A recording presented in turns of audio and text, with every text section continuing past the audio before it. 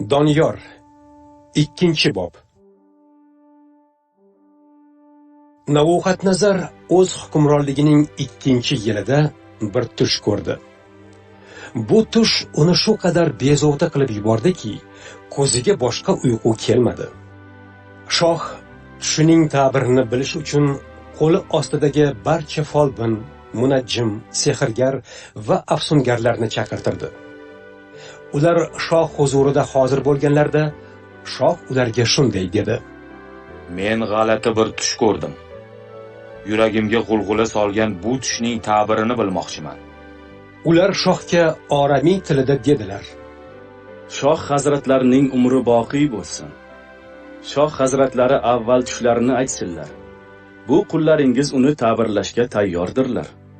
Bilib qo'yinglar, dedi ularga shoh. Agar menga tush va uning ta'birini aytib bermasangiz, men tanalaringizni bo'lak-bo'lak qildirib, sizlarni jazolayman. Uylaringizni esa vayron qilib bir uyum toshga aylantiraman. Bordi-yu, tushimni aytib, uni ta'birlab bersangiz, sizlarga in'om va mukofotlar berib, izzat ikrom ko'rsataman.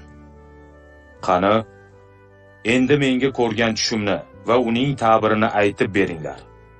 Ular shohga 2-marta dedilar: Shoh hazratlari avval tushlarini aytsinlar. Kaminalaringiz uni ta'birlashga tayyordirlar. Sizlar qarorim qat'iy ekanini ko'rib, vaqtni cho'zmoqchisizlar, dedi shoh. Buni aniq bilib turibman. Agar tushimni aytib bermasangizlar, hammangizga jazo bitta. Sizlar meni laqillatib, vaziyat o'zgarguncha vaqtni cho'zishga kelishib olgansizlar. Tushni menga aytib beringlar. Shunda uni ta'birlay olishingizni ham bilaman. Yer yuzida shohning bu talabini qondiradigan bironta jon bormikan? deya ajablandilar ular. Shuhrati ro'yi zaminga yoyilgan shohlarning birontasi ham bunday narsani na folbin, na munajjim, na afsungardan talab qilgan. Shoh hazratlari bizdan imkonsiz bir narsani talab qilyaptilar. Buni shohga foniy bandalar dunyosidan yiroq yashaydigan xudolardan boshqa hech kim ochib bera olmaydi. Darg'azab bo'lgan shoh Bobildagi barcha saroy maslahatchilari qatl qilinsin, deb farmon berdi. Farmon e'lon qilindi. Saroy maslahatchilari qatl qilinish arafasida edi. Doniyor va uning o'rtoqlari ham qatl qilinishlari kerak edi. Shoh soqchilarining boshlig'i Oriyoh saroy maslahatchilarini qatl qilmoq uchun yo'lga chiqqanda, Doniyor uning oldiga borib, ehtiyotkorlik bilan murojaat qilib: Ey Oriyoh hazratlari, nima bois shoh bunday shoshilinch farmon chiqardilar? deb so'radi. Shunda Oriyoh bo'lib o'tgan voqeani unga birma-bir so'zlab berdi. Doniyor shoshib-pisha shoh huzuriga kirib, tushning ta'birini topmoq uchun hazratlaridan muhlat so'radi. So'ng uyiga borib, bo'lib o'tgan voqeani sheriklari Hanoniyo, Mishail va Azoriyolarga aytib berdi. Saroy maslahatchilari bilan birga halok bo'lmasligimiz uchun samoviy xudoga iltijo qilinglar. U bizga rahm qilib, bu sirni ochib berishini so'ranglar. O'sha kecha Doniyorga bu sir vahiy orqali oshkor bo'ldi va Doniyor samoviy xudoga hamd va sanolar aytdi. Xudoyimiz dono va qudratlidir. Asrlar osha uning nomi ulug'lansin. U zamon va davrlarni o'zgartirar. Shohlarni taxtdan tushirib, taxtga o'tkazar. Donishmandlarga donolik, oqil va fozillarga bilim berar. Pinhon saqlangan sirlarni ochar. Zulmatda yashiringan narsalarni bilar. Yorug'lik uning dargohida maskan topar. Ey ota-bobolarimning xudosi, senga shukrlar aytaman. Madhlar kuylayman. Zero donolik va qudratni menga bergan sensan. Istagan narsamni menga ochgan sensan. Shoh tushini bizga oshkor qilgan sensan. Doniyor saroy maslahatchilarini qatl qilish uchun shoh tomonidan tayinlangan Oriyohning oldiga borib: Hazratim, saroy maslahatchilarining jonlariga zinhor qasd qilmang, dedi. meni darhol shoh huzuriga olib kiring. Men shoh hazratlari ko'rgan tushni ta'birlab beraman. Oriyoh zudlik bilan Doniyorni shoh huzuriga olib kirib, Ey olampanoh, kaminangiz Yahudo asirlari orasidan tushingizni ta'birlab beradigan bir odamni topib keldi, dedi. Shoh Doniyorga yuzlanib, Doniyorning boshqa ismi Beltashazar edi. Sen menga ko'rgan tushimni hamda uning ta'birini aytib bera olasanmi? dedi. Doniyor shohga shunday javob berdi. Ey hazrat oliylari, na saroy maslahatchisi, na munajjim, na folbin, na rammol buning uddasidan chiqa oladi.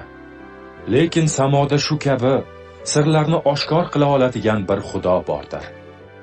U sizga, ey shoh hazratlari, oxiratda bo'ladigan narsalarni ayon qilmoqchi. Siz tushingizda ko'rgan vahiy quyidagicha edi. Ey olampanoh, siz uxlab kelajak haqida bir tush ko'rdingiz. Bu tush orqali sirlarni oshkor qiluvchi Xudo sizga kelajakda ro'y beradigan narsalarni ayon qildi. Bu sirning menga ochilganligi esa donoligim boshqalarnikidan ziyoda bo'lgani uchun emas, balki shohanshohim ko'rgan tushining ta'birini bilib, uning ma'nosini tushunishlari uchundir. Ey shoh hazratlari, tushingizda siz bahaybat bir haykal ko'rdingiz. Oldingizda turgan o'sha ulkan haykalning ko'rinishi nihoyatda yarqiroq va qo'rqinchli edi. Haykalning boshi toza oltindan, ko'krak va qo'llari kumushdan, beli va sonlari bronzadan, boldirlari temirdan, oyoqlarining bir qismi loydan, bir qismi temirdan edi.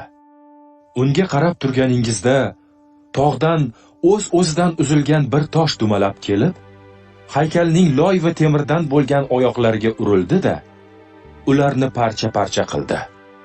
Temir, loy, bronza, kumush va oltin parchalanib, yozgi xirmonlardagi to'ponday bo'ldi.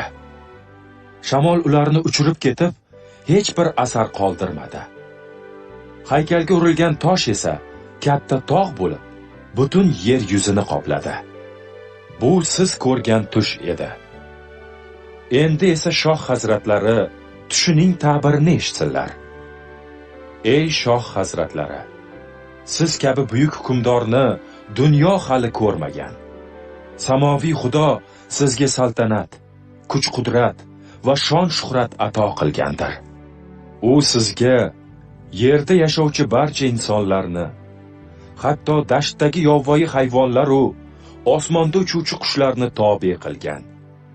Ular ustidan hukmronligingizni mustahkam o'rnatgan. Tilla bosh sizsiz.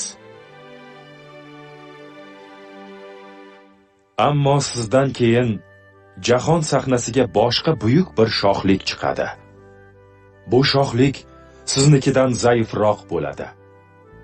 So'ng haykalning bronza beli va sonlari bilan ifodalangan 3-shohlik hukmronlik qiladi. Undan keyin temirday qattiq 4-shohlik bo'ladi. Temir hamma narsani sindirib yo'q qilganiday, o'sha shohlik ham undan oldingi shohliklarni buzib yo'q qiladi. Siz haykalning oyoqlari va oyoq barmoqlarining bir qismi loydan, bir qismi temirdan ekanligini ko'rdingiz. Bu bo'lingan shohlik bo'ladi. Loy bilan temir birga qorilgani uchun bu shohlikda biroz temirning kuchi bo'ladi. Shohlik ayrim jihatdan kuchli, ayrim jihatdan zaif bo'ladi. Temir bilan loyning qorishmasi yana shundan dalolat beradiki, o'sha zamon hukmdorlari quda andachilik yo'li bilan shohliklarini mustahkam qilmoqchi bo'ladilar. Ammo temir loy bilan qovushmagani kabi, ular ham bir-biri bilan qovusha olmaydilar. O'sha shohlarning davrida samoviy Xudo bitmas tuganmas bir shohlik o'rnatadi. hech kim uni yenga olmaydi. Bu shohlik boshqa barcha shohliklarni yer bilan yakson qilib, o'zi abadiy turadi. Tog'dan o'z-o'zidan dumalab tushib, temir, bronza, loy, kumush va oltinni parchalab tashlagan tosh o'sha shohlikning ifodasidir. Buyuk Xudo sizga, ey shoh hazratlari, kelajakda sodir bo'ladigan narsalarni ayon qildi. Siz ko'rgan tushingiz haqiqatdan ham karomatli, ta'biri esa ro'yi rostdir. Shoh Nabuxatnazar muk tushib, Doniyorga sajda qildi. So'ng odamlarga Doniyor oldida nazrlar keltirib, xushbo'y tutaqlar tutatishni buyurdi. Shoh Doniyorga dedi: Chindan ham sening Xudoying sirlarni oshkor qiluvchi eng buyuk Xudodir. U shohlarning haqiqiy egasidir. Chunki bu sirni menga faqat sen oshkor qila olding. Shoh Doniyorni yuqori mansabga ko'tarib, ko'pdan ko'p in'omlar taqdim qildi. Uni Bobil viloyatining hokimi va saroy maslahatchilarining boshlig'i qilib tayinladi. Doniyorning iltimosiga binoan shoh Bobil viloyatining boshqaruvini Shadrax, Meshax va Abednaxoga topshirdi. Doniyorning o'zi esa shoh saroyida xizmat qilib qoldi.